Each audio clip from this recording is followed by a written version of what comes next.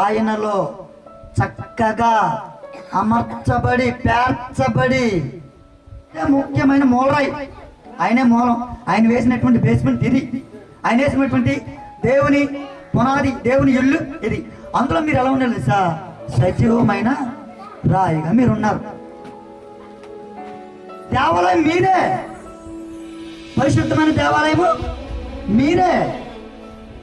మీరే దేవుని ఆలయం, మీరే దేవుని మందిరం, మీరే సజీవమైన రాయి. సజీవమైన రాయి అంటే తెలుసంటే ఈ ఇటుక మాట్లాడుతుంది, ఈ ఇటుక పాట పాడుతుంది, ఈ ఇటుక ఆరాధన చేస్తుంది, ఈ ఇటుక మోకరేస్తుంది, ఈ ఇటుక దేవుని మాటల హృదయంలో భద్రపరుచుకుంటుంది.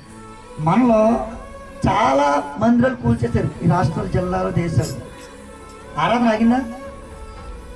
ఏ మందిరాలు కూలిపోయినాయిగా, ఇటుకలు పడిపోయినాయిగా, సీలింగులు పడిపోయినాయిగా, భీములన్నీ ఒరిగిపోయినాయిగా, బేస్మెంట్లు తీశారుగా, అయినా ఆరాధన ఆగిందా? ఎందుకు తెలుసా? ఆయనలో మనం ఎలా ఉన్నాం?